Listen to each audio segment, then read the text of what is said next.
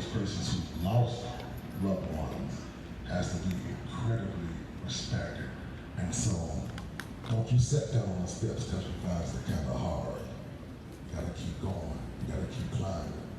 Turning landings. You can't stop. And so we need you guys to continue to come out to support. While it may be tiring, and exhausting at times, it is better to stand and move forward and present our arguments and demand to be heard than it is for us to not feel like marching because our shoes are overrun. We have to keep moving. So that being said, I want to say this, that we have to be the captains of our fate. And we deserve to be the captains of our fate. And we cannot be the captains of our fate if others feel like they are more in control of our lives, our futures, than we are as people. And that is respected amongst people who tend to be the majority. However, amongst the minority, and the longest serving and continually present minority in this land has been African Americans. And the values of our lives have been continually diminished, and the needs and necessities that we require are also compromised and diminished. So much like the gentleman who lived here, his young brother, Osaze Osagie, who was lynched by police from 5 shots to the back. I remember having read about the execution and hearing that he presented some threat with a knife. It is very difficult to have been shot entirely in your posterior if you present a direct threat to people's faces. Who's Officer 1? Who's Officer 1? We don't know who Officer 1 is, and they don't care to share with us. That is inappropriate and totally unacceptable. Officer 1 needs to be not only dismissed, he also needs to be investigated. He or she also needs to be investigated, indicted, and prosecuted. And if found to have been at fault,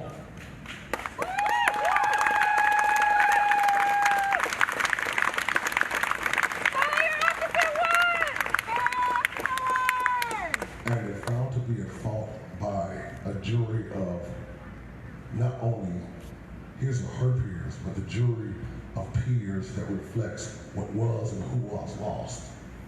Because people tend to dismiss the losses when they don't reflect or impact their lives and their communities.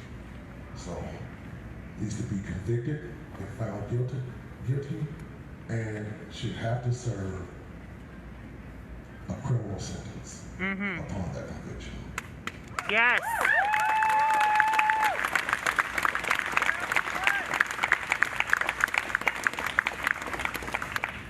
One of the other things that, so a part of today's dialogue and focus is going to be on the intersection of, like I said earlier, mental health and Black lives. And one of those things that presented itself, first of all, I have a background in special education. And until you lived a life where you work with people who have disabilities and understand the importance of all manners of respecting what may occur in those interactions, then your ability to appropriately assess, judge, and act upon situations compromised. And lives and livelihoods tend to be compromised because people have an idea of what acceptable or appropriate interaction or behavior is. However, if you don't know what's going on, you can appropriately assess, judge, and react to a situation. Because it may not be a threat. It very likely is not a threat. But either way, this gentleman, Mr. Osagie, apparently has some mental health issues, occurring also with the fact that he was along the autism spectrum. So those things tend to be comorbid in the world of diagnoses. However, that should not have led to anything other than a mental health professional having been engaged at the moment of interaction, at the point of contact. Anyone who is not qualified to be in that position is inappropriate, and it is unfair, to tell you the truth, to ask police to serve in all of these roles. So the idea of defunding and removing the police, in some ways, is the focus on how are they asked to interact with the population. I wouldn't ask a police officer to give me surgery. So I should not ask them to be a social worker, or a therapist, or a psychiatrist, or a mental health worker. I should ask them to be a person who resolves relationship conflicts. And I should also only ask them to ensure the safety of people. And what those parents asked for, at least his father asked for, was a safety check. He did not ask for a funeral. Go check on my son. He may not be well, he's not been able to have any contact with. Please check on his welfare. A welfare check should not end at the coroner's office. It just shouldn't. That is ridiculous. That is totally ridiculous. And if somebody ever asks you to come check on my welfare, please don't shoot me. Especially not in my bed. In addition, I've been asked to be a MC today, so I won't keep you all entirely too long in my diatribe. But the lives that have brought this into place more, the recency of the lives of Breonna Taylor, George Floyd, Alton Sterling, a couple years ago, Armand Aubrey has again brought into focus the lack of appreciation of Black lives by not only police officers but also by citizens in our world, in our country. And so while we should appreciate that this occurs, we should never allow this to end, because every time it happens, we fight for a couple of weeks, and then the fight ends. They tend to win. Knaves and fools twist our words and tell lies. And then our lives begin to matter, begin to cease to matter as much, and our lives continue to matter. While we're focused on mental health, if you look back, there was a time in the not so distant past, at least in my lifetime, in which mental health was better funded. Somewhere around the election of a previously racist governor from California, who spoke upon increase on focus on crime. Municipalities that had previously been well funded in the way of mental health and mental health facilities started to focus more increasingly on criminalization, incarceration, and punishment instead of rehabilitation, and effective facilities for people with disabilities. The percentage of people who are incarcerated, who have diagnoses along whatever the axes are, who have not been properly treated, is incredibly too high. It's incredibly too high. Also, people who have intellectual reduced capacities also tend to be incredibly high amongst the incarcerated in our country, federally, locally, and at the state level. And so we need to focus on mental health, and so we're going to defund, we need to move those funds, because if you can find the money for police, you can find the money for assistance. And so we need to have those funds help to serve the population that they should serve appropriately.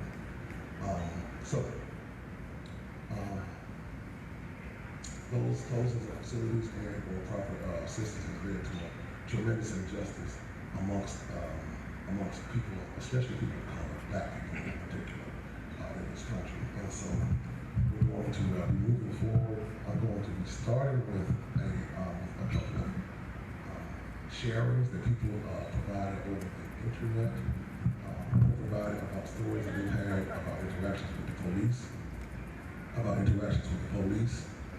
and so I'll move forward with that as soon as I can find it, because it's nasty. had some different lived experiences. Mm-hmm. Found it. So I'm going to start with sharing 3 brief posts that people shared about their personal experiences with the police. And then we're going to move forward with the rest of our agenda, our speakers for today, and our point to the movement. So, the first one is, and these were submitted anonymously. Did I submit correct? Right, okay. So, while my white classmates went to Grange Fair annually, and posted fun pictures of having a good time, it has always been a toxic environment for minorities or people of color. Between walking through countless stands filled with MAGA, ALM, or Build the Wall merchandise, along with the dirty looks and outright racist remarks coming from workers, I have never felt safe there. It may not seem like a big deal or even worth speaking on, but it's more than one, it's just one more voice whispering to non-white people that they are not welcome here. The next sharing was a person who said that I was in middle school and one day in class in social studies. One day in social studies we had a presentation about lynching. As the only black person in the class, I couldn't take it and started crying. I received little comfort at all. I received little comfort. All I was told was that it was history and I had to accept it. I had to walk out of class to calm myself down. No one talked about it afterward. After having shared that, I do want to continue my point that we cannot stop talking about injustice. Never. Please understand that. Never stop talking about it. And to the extent that it makes your people uncomfortable, I don't want to use expertise today, but effort. So, being a person of color in state college is having to prove that you are good enough to be associated with. Being a person of color in state college is being consciously aware in the back of your mind that you aren't white every time you have a conversation with someone white. That's the third sharing, third post. We're going to move forward with the agenda. And the first person we're going to have come up, my mom's first speaker today, is going to be, actually we're going to have Beatty come up and discuss who their organization is and how they aim to support and provide safe spaces and safe opportunities for us. So Beatty, if you're available, please come.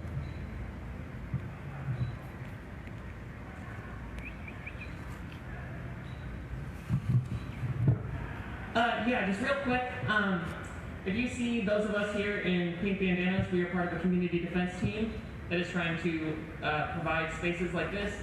We are the people who are blocking roads with our cars. We are here to provide de-escalation, keep police out of these spaces. So if you need any help, water, food, anything like that, find someone with a pink bandana, and we'll get you some help. So thanks.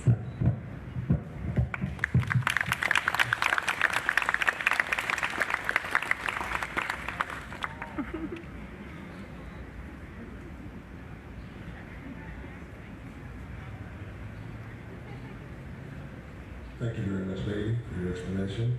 Our first person to come up and provide something personal, and it's going to be folks, like I said, on the intersection of mental health and lived experiences of interactions with police and Black lives and our safety.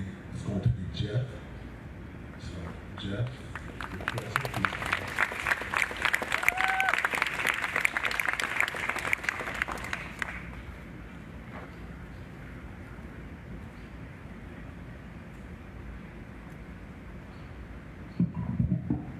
Thank you. Can everybody hear me? Okay. Thank you, Christopher, for being our MC tonight. I want to talk. Yes, please. Another hand for Christopher.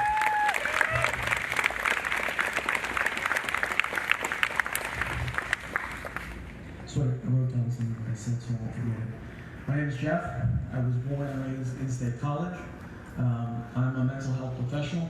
I'm a licensed professional counselor in the state of Pennsylvania. I was also a mobile crisis counselor in this county 7 years ago. And that fact gives me a certain perspective on the events that took place 16 months ago, about a half mile in that direction, where Osaze Osagie was murdered. I know of nothing from my professional background as a therapist or a crisis counselor. I have learned nothing in the past 16 months of reports, meetings, and investigations that tells me any good reason why Osaze Osagie should not be alive and standing here with us right now.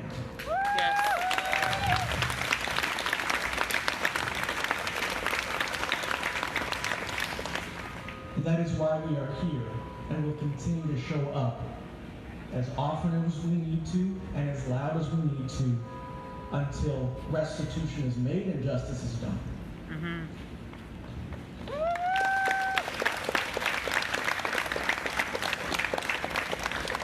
Today, though, we want to talk a little bit about Black mental health specifically. So I'm going to talk a little bit about that. Early in June this year, there was a State College Borough Council meeting where a member of the public addressed both the Borough Council members and our coalition, 320 Coalition. This was a white man. He said, and I'm paraphrasing, you all in the coalition, you've done such great work, but I feel like you're focusing too much on race. Mental health is important too, you should focus on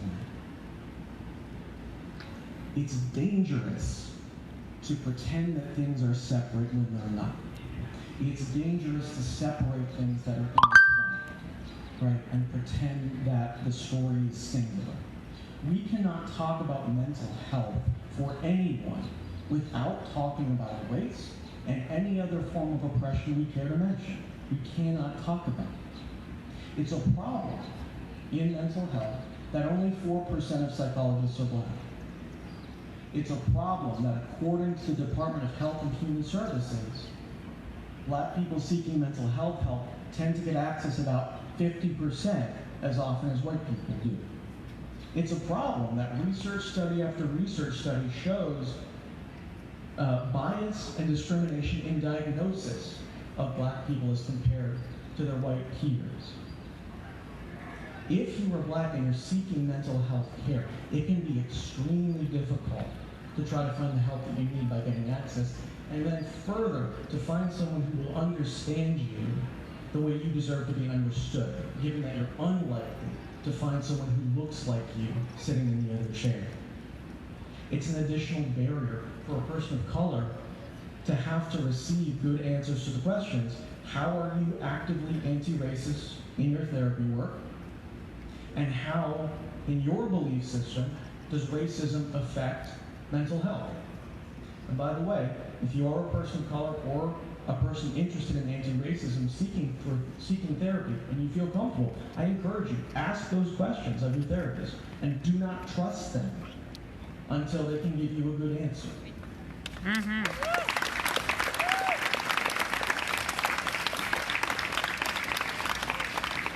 The reason those questions are necessary is that we as white therapists do not, by and large, do the work to hold each other accountable. And that is a problem too. I want to take a second and talk to my fellow white people here. Those of you who have showed up today, good job. Thank you. I'm glad you're here. And what are you doing tomorrow? And what are you doing the day after that? And the week after that? And the month after that? Like Christopher referenced, these movements spring up. And the truth is the people who are most effective are always doing the work. We white folks, we folks of privilege, we join in, we want to do something, and then we peter out. And that's a problem. So I want to give two things for the white folks in the crowd to take away. If you take away two things from me, please take these away. One, there is no such thing as a white ally. No such thing. And I'm going to give a hat tip to Catherine Pugh for writing an article of exactly that title. Here's what that article says, boiled down to the bottom line. Racism is our mess. We don't get credit as an ally for helping to clean up what's our responsibility.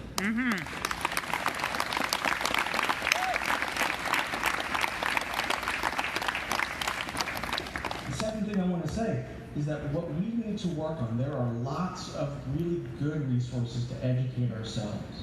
There are lots of really good resources to talk about how do we do the difficult work of reaching out to our fellow white people to change their hearts and minds, or at the very least to make it deeply uncomfortable to be racist around us.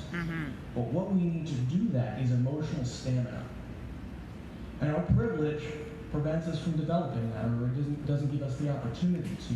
We need to develop the ability to sit with discomfort, to be uncomfortable in a space to hear, hey, what you just said was racist, and say, thank you, I appreciate that, I'll do better. Build your stamina. Challenge yourself to be uncomfortable if you are a person of privilege in any category. And learn to show up and keep showing up when you don't feel okay about it. That's what keeps movements like this going.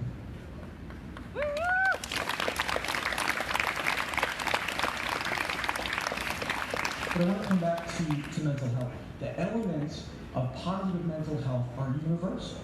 If you need to stand up, Stable you can housing, stand on the corner. healthy diet, good health care, being able to feel safe in your own skin. Those things are universal in terms of supporting good mental health. Access to those things is not, right? When people show up chanting, no justice, no peace, or when we as a coalition demand the reallocation of funding away from policing and militarization of our communities to increasing housing affordability, food security, education, we are speaking the language of positive mental health. Black mental health in our community means pushing our county commissioners to always adequately fund the base service unit, which delivers mental health, holding them and our township council members and boroughs accountable to implementation for when this fall our mental health task force releases their report and their recommendations on crisis, and demanding hiring and retention policies for our county services that ensure that people of color can see people like them providing them service, whether it be caseworkers, therapists, or Chris is pointing to administrators. somebody. It also means naming officers number 1, 2, and 3 so that our black friends and community members are no longer living in fear that a killer or his accomplices live next door. These are all elements of mental health. But let's talk about why we're here. And when I say here, I mean specifically physically here, sitting in this street in the middle of this town. Maybe the most visible public place in this whole borough, right? Why are we here? Being in the street, being this visible, might be uncomfortable for a lot of people, especially every time we do a protest, the police show up. I mean, that's gonna happen, right? Given what we're talking about. And that can cause some discomfort, that can cause a reaction of fear. Partly it's a message that we show up, whether it's here or down at the borough building, to be visible, to say, we are still here. We are still speaking up. We will not stop until our demands are fulfilled.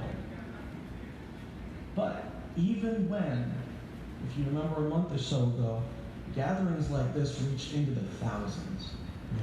And now we're a little bit less. But even when that happens, we still show up and we still decide to be public. We still decide to sit in the street. We still decide to put our name and the announcement out there. Why? In order to talk about why that's important, I want to talk a little bit about what trauma is. I'm going somewhere with this, I promise. Trauma is not just a threat. That's part of it.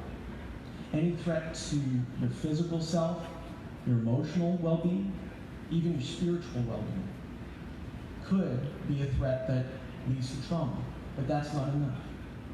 There's also the element of having choice taken away. When you feel like you can't move, you can't fight back, you can't run, you can't escape it. That sense is part of what creates trauma, and oppression does that by design. Whether we're talking about racism, sexism, heterosexism, ableism, does not matter. The effect of oppression is to both threaten people's well-being in their lives and make them feel like they can't do anything about it. That's what systems of oppression are designed to do. Now, in order to recover from trauma, traditional psychotherapy, which is steeped in white supremacy, assumes we need to know the threat is over. And we need to reconnect to a felt sense of safety. But when has it ever been safe to be black in America? Right? So what do? The truth is, we as people need to have deep physical and emotional experiences that counter what trauma tells us. That when we are threatened, when we are told you're helpless, even though it's untrue, we need to feel the opposite of that.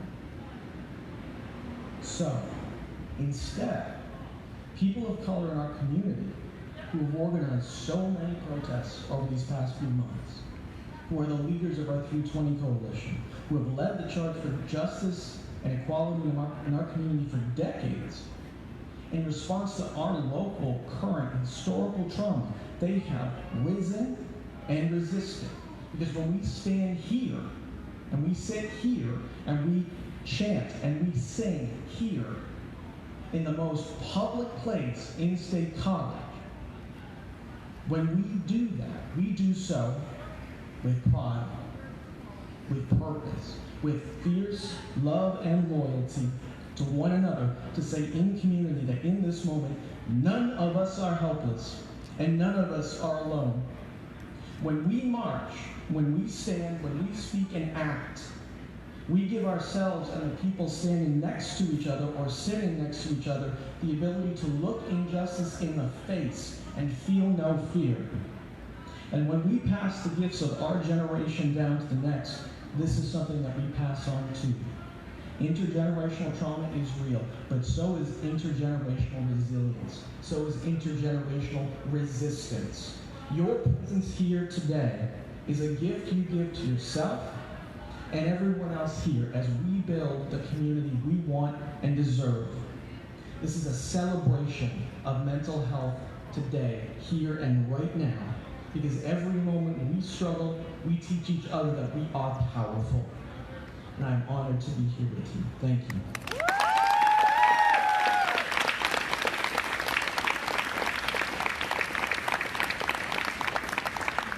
Jeff, that was very inclusive and very holistically addressing a lot of the issues. One of the things I thought was dynamic was former civil psychologists being persons who could relate to the person they're speaking to.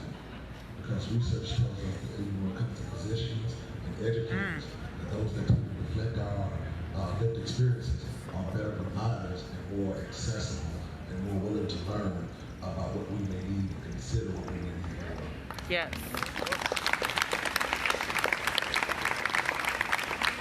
So just encourage that. Also 50%, maximum 50% less likely, according to Jeff, to receive the appropriate treatment. And that's something we need to talk about in our community, socially, personally. And I'm from Alabama, but either way, I'm sorry, I'm being low for a reason I shouldn't have to. Yes.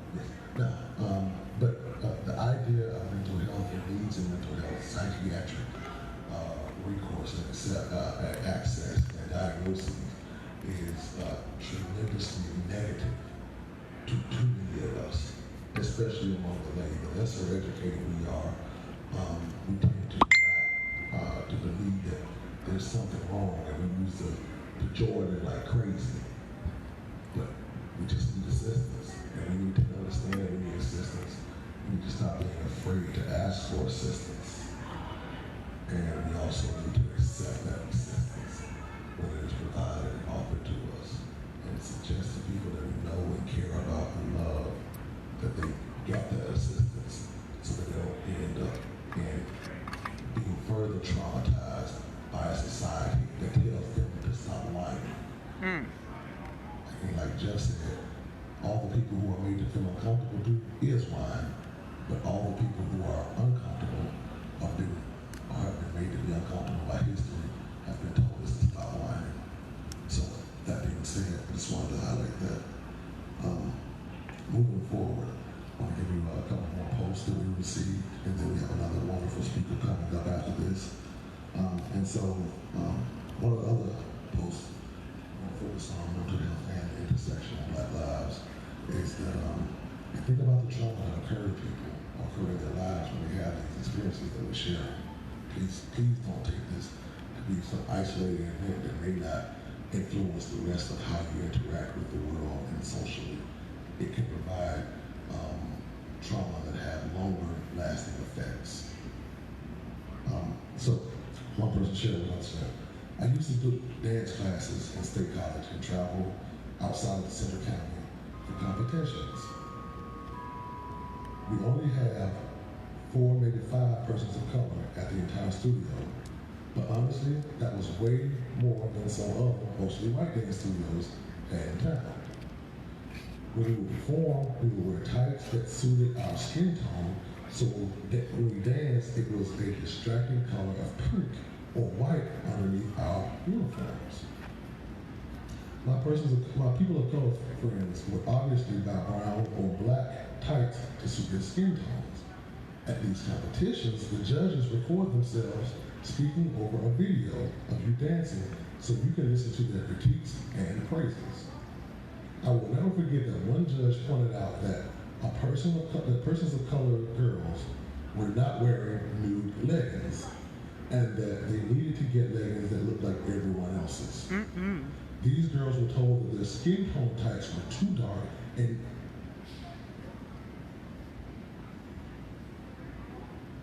and they needed to wear tights the same color as the white girls.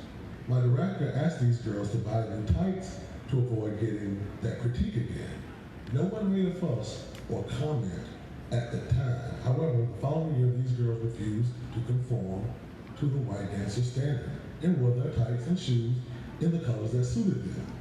I am now acknowledging that I should have spoken up about how I thought it was wrong to make people of color girls, the girls of color, buy new tights, but I stood in solidarity with them when they refused to do it again. I would like to tell you, whoever shared that, thank you tremendously for your stance in solidarity. However, silence, even while standing, silence is violence. It allows those violences that occur against us, be it psychologically and or physically, to continue to occur when you don't raise your voice and bring your presence. Thank you very much for that sharing. We're going to continue to move forward. We have Kia who's going to come in and share something awesome with us.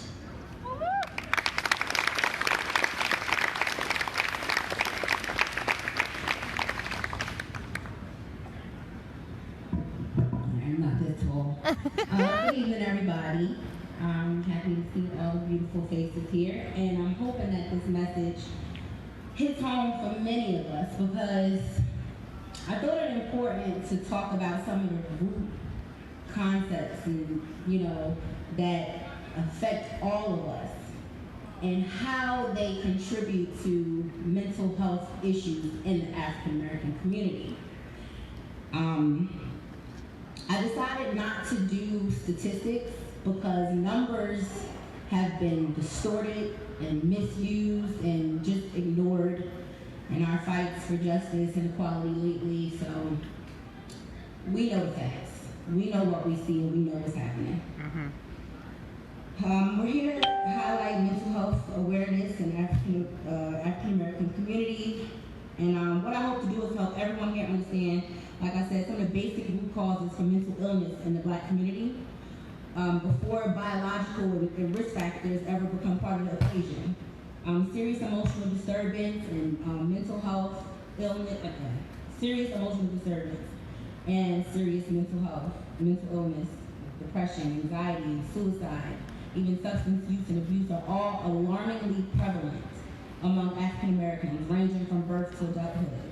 I hope to provide an understanding of these key concepts and the institutions that are the root issues that contribute and in many cases cause these mental health disturbances within the African American population. I want to start with socialization. Socialization is a cycle that none of us have control over. Everyone under my voice was born into this calibrated, oppressive machine that is our world. We didn't create it, but we cannot escape its components of bias, stereotyping, prejudice, habits, and tradition in its long, ugly history of oppression. Socialization is our first inheritance, and for many of us, it's the only inheritance. We are born as clean slates. We have no consciousness, we have no choice, we have no blame, we have no guilt. However, we're subjected to rules before birth. Then immediately at birth, we begin to learn our social cues from those we love, admire, and trust. We learn rules to play by, and we learn our role in society. Our self-concepts, our perceptions, and our view of others, as well as our dreams, values, expectations, and future roles are shaped by those individuals. Then there's the institutions we belong to. Institutions include education, religion, criminal justice, government, medical, social services, and business. Most messages we receive about how and who to be, or who to look up to, or who to look down on will either reinforce or contradict what we learn at the beginning of our socialization process. Now, unless we consciously, as individuals, move toward liberation, we'll continue to project what we've learned into our environments. Now, unfortunately, too many people in important places have not begun that process toward liberation. And that is what it causes or helps to cause these mental health issues in us. Then there's culture. Culture brainwashes us. Song lyrics, media, social media, thought processes, holidays, all of these norms, all of those things, they brainwash us. They're a way of life that we're born into, and unless, again, we consciously choose to move from them if they aren't serving us or helping us to serve others, then again, we're contributing to issues that lead to mental health problems. But we can't blame one another for this because we never had the choice. Dominant groups are considered the norm, and assumptions are built around the norm. These groups have more social power and privilege and are then able to name other groups. People in these dominant groups often do not question their privilege and access because there's no threat to their existence. However, the oppressed and marginalized struggle to meet the expectation of the dominant group, and in which cases this is not possible. This is what causes this inner struggle. That's an inner battle that manifests mental issues with your mental. Social justice education is necessary because dominant cultural norms about how people should think, should feel, should live, or should behave are assumed to be universal, when in reality people from marginalized or disadvantaged groups may not have the same means, experiences, or values of dominant and privileged groups and may not conform or subscribe to these beliefs and norms. Within our identity, the concept of identity itself is complex because the answer does not come solely from within. Who am I? You may think you decide who you are. It's not true, unfortunately. The answer is shaped by your individual characteristics, family dynamics, historical factors, and social and political context. The answer also depends largely on part of who your parents say you are, who the world around you says you are, who your peers say you are. What messages are you receiving from the verbal and nonverbal communications from teachers, from your neighbors, from the local store clerk? What is the media telling you about yourself? How do cultural images around you represent you? Or do they represent you at all? These are all concepts that contribute to your self-identity. Identity crisis is a term coined by Erik Erikson, who's a psychoanalytic theorist. Please excuse me, I'm a newly graduated mental health student. Yes! We highlight that individuals' identity is located in the core of yourself, but also in the core of their culture. The process of combining your past, present, and future into a single unified sense of self is a complex process that begins as an adolescent and lasts a lifetime. Imagine that. You spend your whole life trying to figure out who you are. Now I want everybody here to take a second and step into the shoe of an African American child,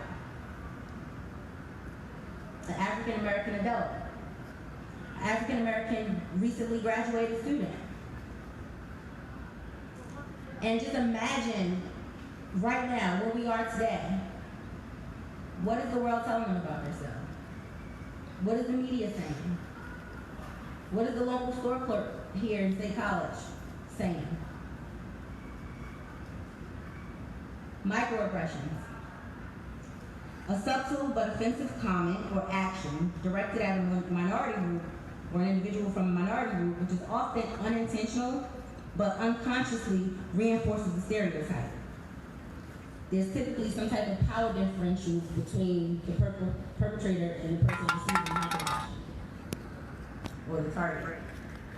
And think about the emotional or the mental struggle that comes when you have to decide whether to respond or not. That guy in the yellow shirt. Catch-22 of responding to microaggressions. You're damned if you do, and you're damned if you don't, if you're African American. You get to choose between being labeled as too sensitive or overly sensitive. He's following You you. have to decide whether you might offend this perpetrator, if that perpetrator has some type of power over you, if this is your boss, if this is your teacher. Or the consequence of not responding. You get a sense of low self-esteem, feeling of being untrue to yourself, loss of self-integrity. Imagine what this is doing to your mental health. Marginalization is another concept. To be marginalized, to me, is to be deemed insufficient. In addition to, a side note, a caveat, to be defined as less than. Oppression. You know oppression. Intersectionality. When your identities collide. It's one thing to be African American. Imagine being African American and being an African American with a disability. Imagine being African American and being trans. This is intersectionality. These are things that some people wake up every day having to deal with. How the world is looking at me. How I am viewed. Somebody created this concept of me based off of a norm that I could never live up to.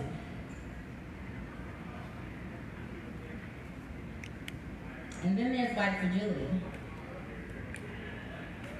which is discomfort and defensiveness on the part of a white person when confronted by information about racial inequality and injustice. So, if I am so empowered to speak up about injustices that I face or about microaggressions towards me, I have to deal with being told, oh no, He ran away. it's not that, I'm not doing It's like that. 5 people came up to him. It's like, I would never. Oh, I'm so sad. And then again, nothing's happened. I'm deemed overly sensitive.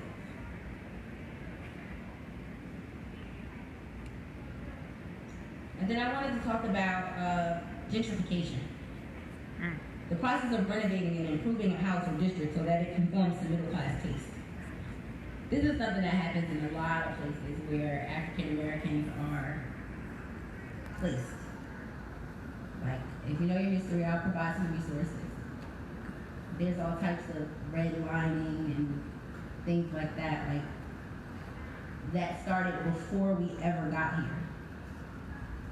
So every day an African American wakes up, they have to put on a face. They have to play a role in order to fit in order to be deemed worthy. And then sometimes it just doesn't work. Or I could wake up and choose not to put on a face. I could choose not to play a role. But then I'm a threat. Or then I'm weird. Or I'm cast out. And then what? These are threats to our mental health every day. We were talking about some of the statistics with mental health professionals not looking like us. There's a stigma within the community. We don't even want to go.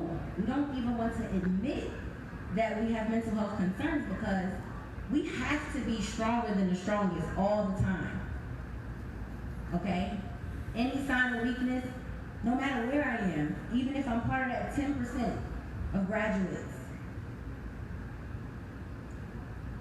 then I go to see a doctor. If I do muster up the courage, I go see them and they don't look like me. So they downplay my concerns. Even in medicine, I don't know if you've been following the news, but African American women are dying at alarming rates at the hands of doctors who just don't believe the pain is that serious.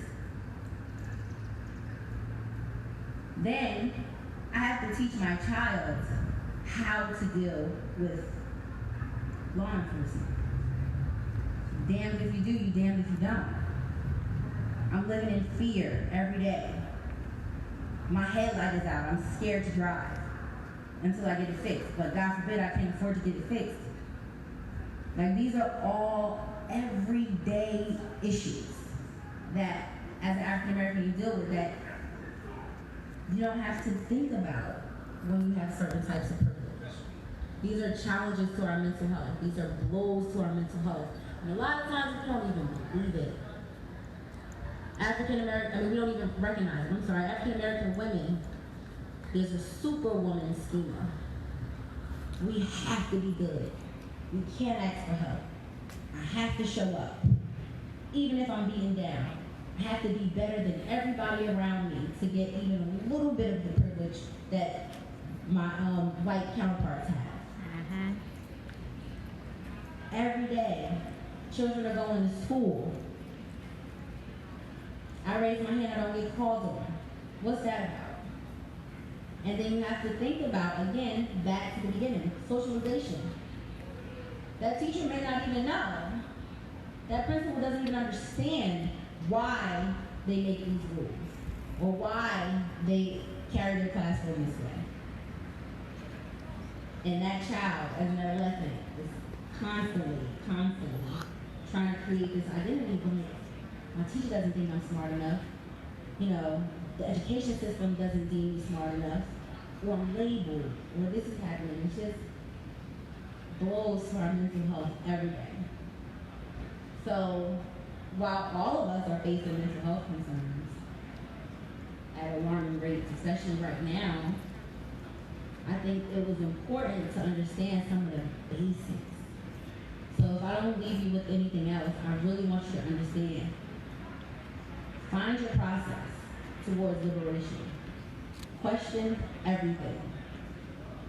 And be better for your neighbor so that they can be better.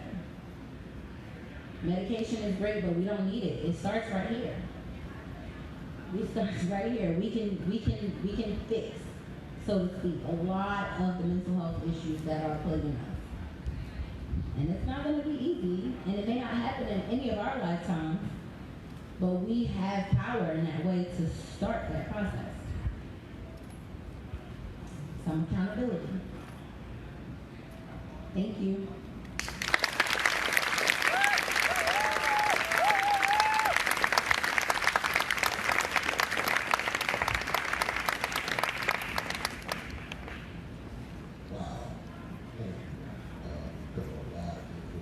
And we appreciate that. Thank you.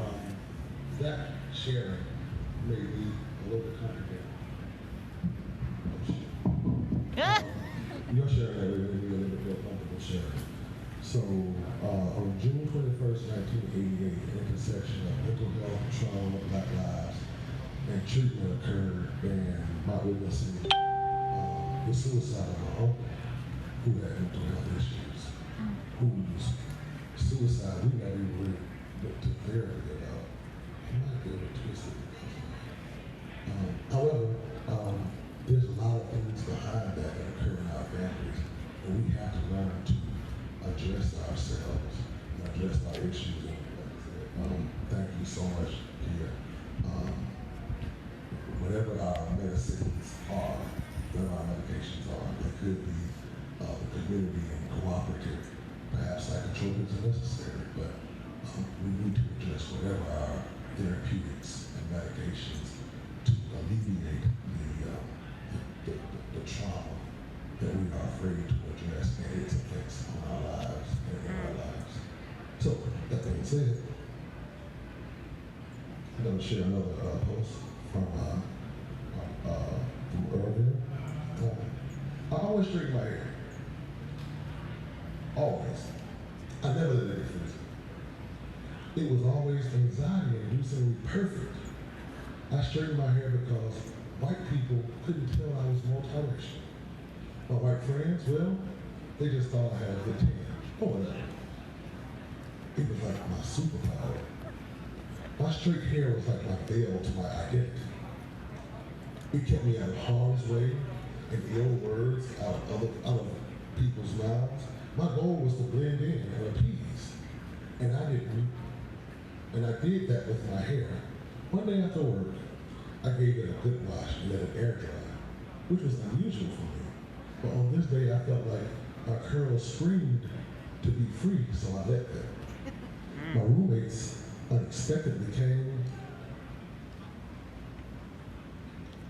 home, and I was suddenly anxious because no one had ever seen me with my natural hair before. But the encounter I got with them was rather surprising and revelational for me. I think they knew that I hid behind my hair, that I never truly defended it, that my mother never taught me to love my hair, so it was an obligation, a task to get through. But on that day, it was the most special thing. It was like the birth of a new person. I put to rest the people-pleasing that night, that we celebrated my coming out. We celebrated my hair. They celebrated me, and I'll never forget it because it changed my life. Whoever shared that to our group, thank you tremendously. Those persons appear to have served as therapists for the trauma that was affecting her life and, that person's life in ways that we may not know and they may not ever explore until they had that moment. So thank you. One more, maybe two before we move to the next person. As a person of color, it is an unfortunate truth that I desired white validation my whole life. All throughout middle school and my time at State High, I wanted so badly to be accepted by white peers, as if they were somehow superior and had more to offer. I felt the need to change myself for their validation. The fact that there are barely any POC teachers and faculty in the school district doesn't help them either. I felt inferior simply because of the color of my skin. Let that sink in. Thank you for sharing. Next, we're going to have one of our organizers come up and provide us with some songs. It's going to be Nari. So thank you very much. Please give her a round of applause. Give her patience as well as any participation she asked for the crowd. We really appreciate it. Well, we're going to sing together. I'm just facilitating. So if you have these, we're just going to sing. I don't know about you, but music always puts me through. So if you have these, we're going to sing We Shall Not Be Moved. And then we're going to sing a very old song, We Shall Overcome. So join me if you can. Doesn't matter if you can sing or not. We shall not be moved. We shall not be moved, just like a tree that's planted by the water. We shall not be moved. Young together, we shall not be moved. Young and old together, we shall not be moved, just like a tree that stands beside the water. We shall not be moved.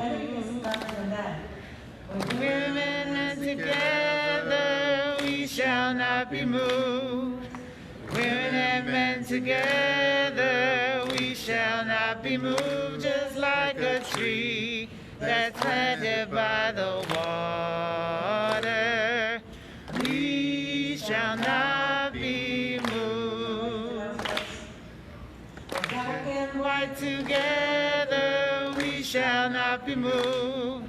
We're black and white together, we shall not be moved. Just like a tree that's standing by the water, we shall not be moved. Thank you. Now, there's something very powerful about singing together. You know, so many social movements around the world, and I actually, I came to this country and I learned so much from African Americans who have been here historically over time. And one of the things that touched me most were their songs. And the songs that were sung in the civil movement, civil rights movement, the songs that were sung in the fields. And singing is just a way for us to really just bring out what's deep inside our souls sometimes when we can't do anything else. So this is an old one. We shall overcome, and I think we all know it. And sometimes it's painful when we think about how these songs were sung 50 years ago, 60 years ago. It was sung, and it seems like the struggle is, it seems sometimes that there's not been any progress. But we have to continue to hope and believe that there has been so much progress, even though there is so much more to go and so much more to do. But we just keep moving. Some of you are very young, you're just starting to come out. And I always tell people activism is a life journey. And I also tell them it's a marathon, and it's a relay marathon. So you have to be ready, and when you rest, you give it over to somebody else, and then you get up and keep going. So I love this song. Let's sing it together. We shall overcome. We shall overcome. We shall overcome today.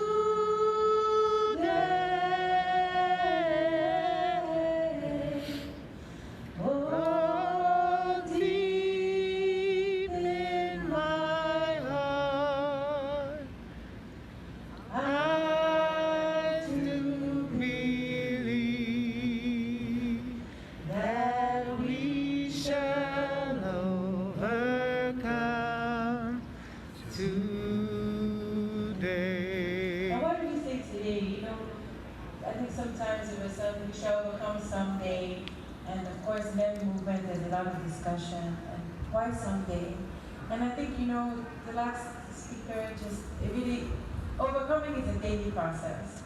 And when I sing this, I sing today because I think every day is a day in struggle, and every day that we overcome, every day that we bring love, every day that we give love, every day that we teach each other, every day that we accept each other for who we are, is a day in which we overcome. So let's just sing the rest of these verses, and then we're going to go into the next speaker. So, we shall all be free. We shall all be free. We shall all be free today.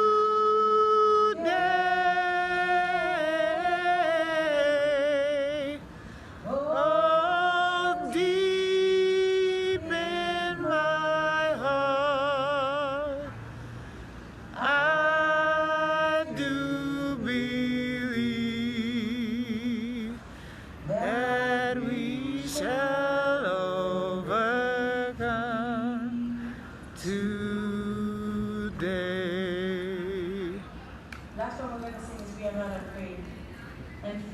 it's one of the things that keeps us.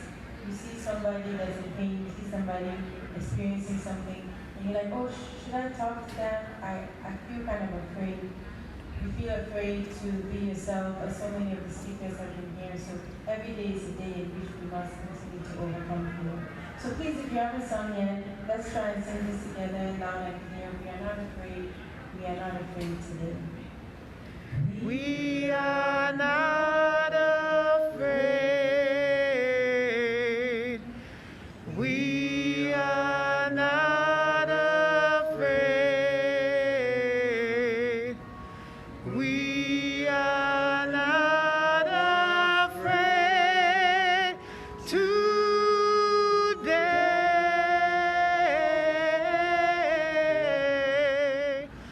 Oh, deep in my heart, I do believe Realize it? that I am not afraid today.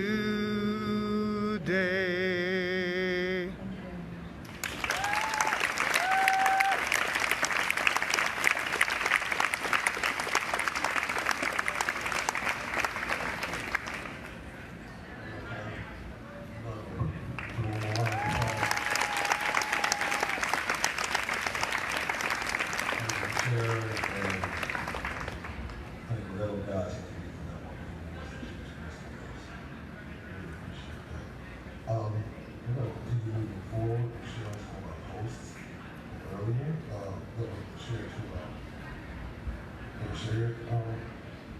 Just last year, just last year, a boy touched my hair without permission. He meant it as a joke, and was doing it to all the other girls. They were all white. Naturally, I got upset and told him not to do that.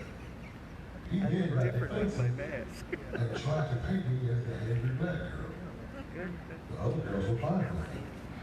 Why did I have to make such a big fuss? It was a strange feeling for me, because I never meditated My hands are so shaky. I'm just just based on what other people might think of me. But from then on, I began to wonder, how many people naturally assume negative things about me based on race? This was at State High. I didn't tell anyone because I was trying to give people another reason to objectify me to that angry stereotype. That was about that fear conquer us, as we just sang, we're not afraid. Some fear is natural, however, it's not having confidence, it's not having being in charge. Courage is not the absence of fear, it is going on in spite of. So allow us to have the courage to look at our fear and say, we will not conquer it. We will not mental health is more important than anxiety plus the one. I matter, our lives matter. So let's continue to make our lives better through our guidance and our resilience and our determination. Another person shared. There's only one other black boy on my program, and my professors always get us mixed up. One day when I corrected them in front of my classmates, they were all shook and said I didn't have to be that aggressive and do it in front of everyone or even correct her at all. I'm sorry, that's just nerve. Wow. Thank you for sharing. Wow. We got one more sharing, and we'll move forward to our next person. You start to prepare yourself. Kia will be coming up next after I finish this portion. Let's share this post. In general, I never felt so black until I started going to school here. I never realized that me, a beautiful black woman who learned to speak up for herself, would come off as overly articulative or aggressive. It bothers me every year knowing that I have to expect to be the only black girl in the classroom full of white people. Standing out is fine, but it's surely not fun when you have no choice but to stand out. Every single day, I put a callus on my heart so that I can fully accept that my presence as a black woman here will either be a kind for white people, uncomfortable for white people, or an experiment for white people. Rarely do I find my presence to be respectfully normal for white people. And it's here in State College, a place that I spend my money, time, and vulnerability, that I have to deal with this kind of racist bullshit. It gets lonely here for us black students, class of 2021. Thank you. This does get lonely for us. So,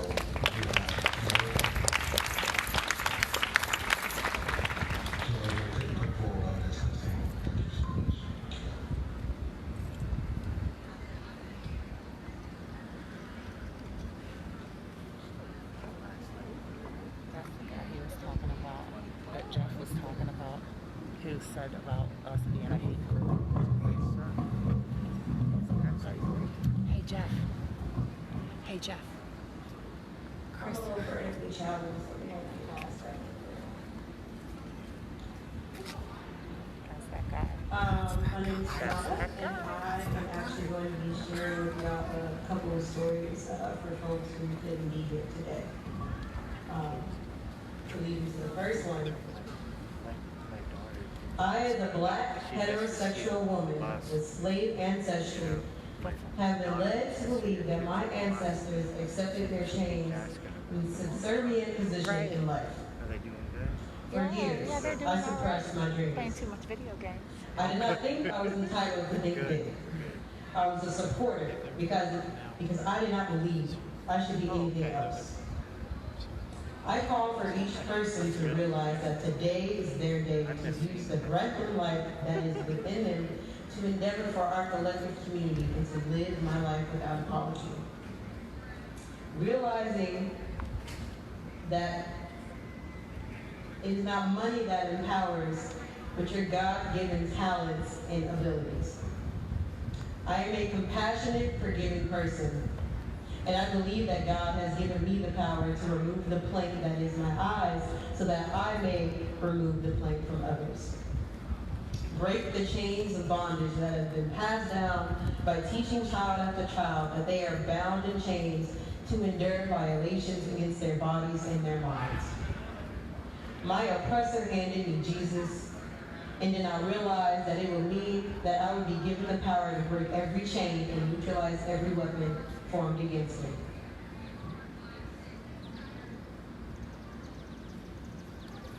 I love how that was ended. To lead into the next story. My story is long, and I want to share it with you.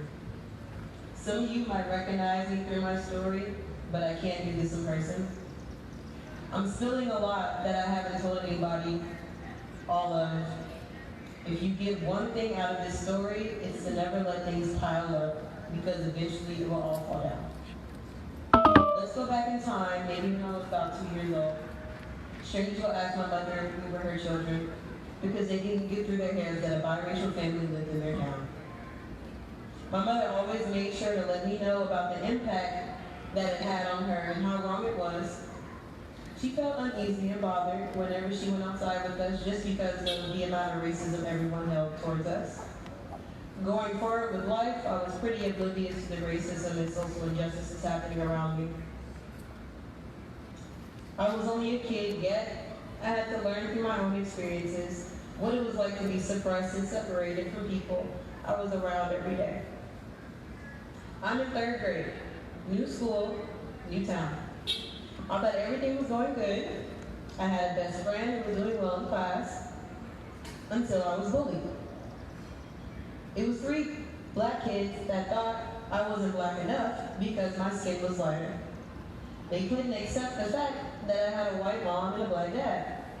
Of course, my skin was lighter than theirs. They body shamed me and called me fat.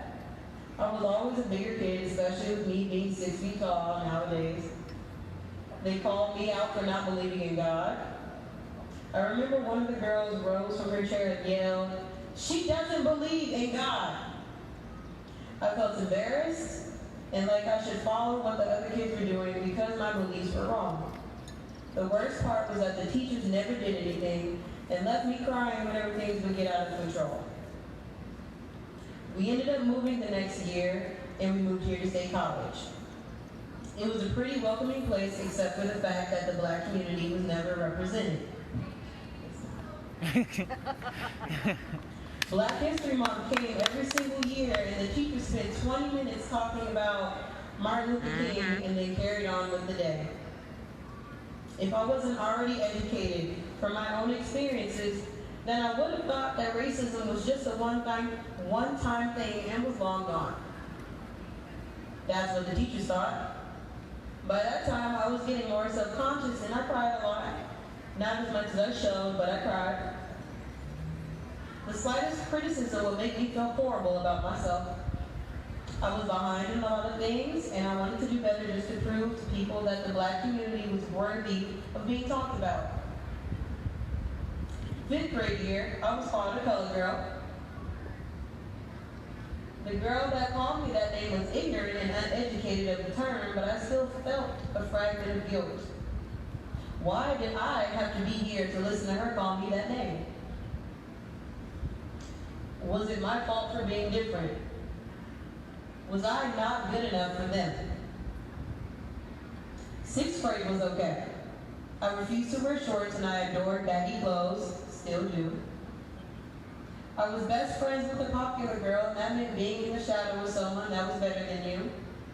I only made friends because I was friends with the popular girl. People only knew me because I was friends with the popular girl. I was content with it at the time. I just wanted to fit in with my peers, if I could even call them my peers. 7th grade came by, and I can honestly say it was the worst year of my life. The popular girl left me. I was becoming a nobody again. I felt unwanted and wondered why I was even trying. People didn't actually like me. They don't know me. They don't care if something happened to me, and that's how I felt. Nearing towards the end of the school year, around April, 2 boys were making racist comments right in front of me. They were saying how Africa was the country of slaves, and that slavery was actually good for the economy, and it only ended because people didn't like it. One even said that if they could, they would make slavery happen again. That's some bullshit, and I knew it was. They were also making comments about my Korean friend, calling her hot and making fun of her. When I talked to her about it, she said she didn't care, so I didn't take action.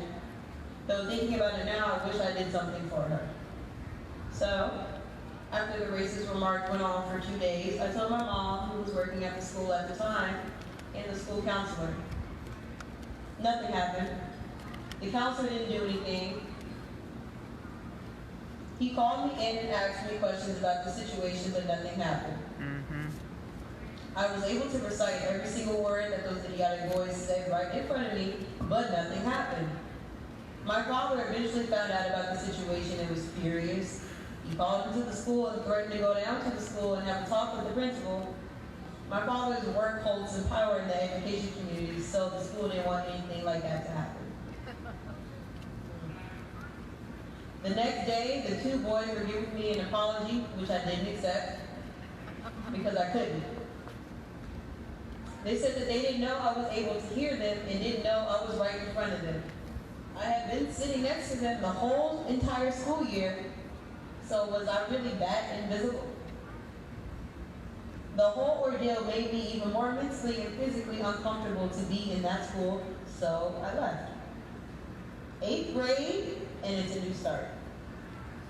Yet again, though this time I wasn't as eager to make friends and find my group of people, it was hard. I was lonely and fell even deeper into my depression. I switched schools to escape those emotions of nothingness and hatefulness towards myself, yet it only increased. Everyone at the school was kind and sweet, kind and sweet, except for the time I was called a bitch and a tryhard. I eventually found my group of people, yet I was still unhappy. I became more stressed and frantic. I've had headaches ever since we moved here 5 years ago. yet they were very prominent that year. I would have them every single day of the week. I wasn't doing good at all, but I kept those feelings hidden and suppressed. People only saw that I was a kind black girl that was educated on social justice. They didn't see the pain that was caused through my years of being surrounded by ignorant and racist people. I was and am still not okay. I finally said it to someone, I'm not okay, and I wonder what I did to deserve to feel this way. Now, some of you hearing this might be wondering, why are you sharing such things when half of it wasn't even related to systemic racism? Well, it started with racism. Way back 14 years, 2 months, and 11 days ago, the day I was born, it was already decided that I was going to be faced with these challenges. The world wasn't going to change anytime soon, and I was put right into the intersection of being a biracial girl. I am a white person. I am a black person. Nothing will change that. My experiences of racism throughout my years will forever be the cause of my horrible mental health state that it is today. It caused me to feel the need to fit in with my peers, to feel the need to be quiet and only talked to and spoken to hate myself for being just who I am. Why must I hate myself so much? For anyone out there feeling this, don't let yourself fall too deep. You are perfect in your own way, and trust me when I say that people will push you down. But even if you crash, you have to get back up and start again. Don't let yourself not get back up again, just like how I didn't. If I had the support and wise words to help me get through everything, maybe I would be okay now. But I'm not, and I want to get better. But at the same time, I've fallen too deep. That's why everyone hearing this must know to reach out. Ask to everyone and anyone, are you actually feeling okay? Thank you.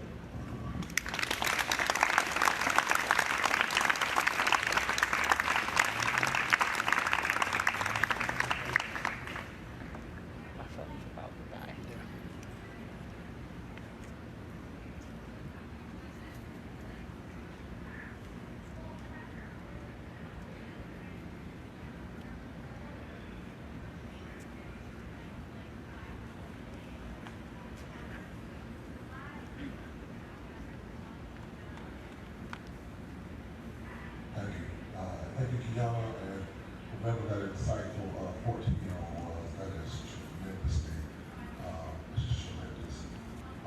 One thing is, we keep on having this conversation is, I would like for people to remember somewhere around 90 years ago, a man wrote that they see you in the kitchen to eat when company comes. Laugh and eat well and grow strong. Tomorrow, I'll be at the table. Nobody will dare say to me, go in the kitchen to eat. 90 years ago, the belief was that one day I'll be at the table. And we were hoping that through patience and justice, that justice would prevail and we would get a seat at the table.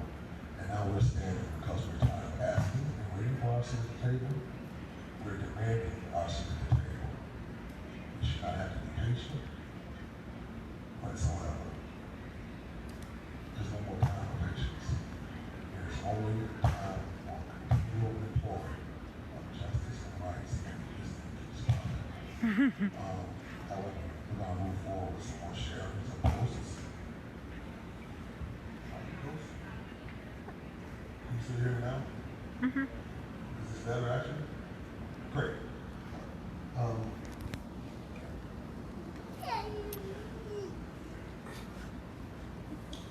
Almost all the black people in my major have never My phone bothered is to about get to know me. die. I don't know if anybody else is able to live And in stream full, to Facebook. and in full ignore my existence. It wasn't until all this uproar started and they started to see Hey me Becky, and are had you gotten able the to same live stream old to text the of, coalition I love you page? so much, Because my I'm phone always here for is you. like out of battery. While Do you? the reaching out is appreciated, it's hard to trust a group of people that have made you feel isolated on a day-by-day basis and uncomfortable for being black, as if it's a choice. Don't hop on the BLM wagon just because everyone else is. It's a If you Google are going to claim to be Pixel. about it, then your Yeah. actions need to follow your words. You don't have Your fellow black classmates should not have to feel charger? constant It's in the discomfort car. because of your I own think black Earth Home guilt and is at pride. home. You shouldn't only support us when you hear another black life has been So how do taken. I do this? Just an Just go FYI, to the, black lives the still 320 exist page. and did need support when they Are you aren't an being administrator? unjustly taken. Also, they need support even when they aren't being unjustly taken. I hope y'all keep the same energy when we get back to school in the fall. Okay, and then go to the post. This is a prep. We're gonna have Allison, we're gonna be coming next. We're gonna have sure a couple more posts. Allison will be asking to come up next. Being black in UP, UA, our student government, was exhausting. You work twice as hard to constantly prove yourself, and in the end, someone takes Okay, credit are you for able your to work. live stream? I had to constantly remind my white peers Yeah. that diversity and inclusion is more than just a trendy slogan. Photo, video. It's hard to encourage black students to join a space that I know is hostile to people of color. Try to go back a little bit. Thank you for sharing. The next one is Do you know someone has like, do you have a cell phone charger? Cell phone charger?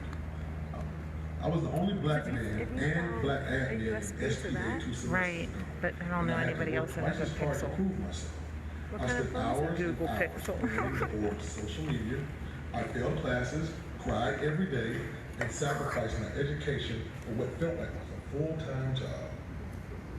I felt unappreciated and barely supported as a whole. Is it 125? Every time I'd address things, It's it gonna would be pushed go aside. like a couple And more if minutes someone of else said the juice. same thing, So I it don't would be have a different story. Maybe camera? I didn't want This people to camera label is my me as an camera. aggressive black man, so I was always submissive. I don't know if it'll live I stream felt like it.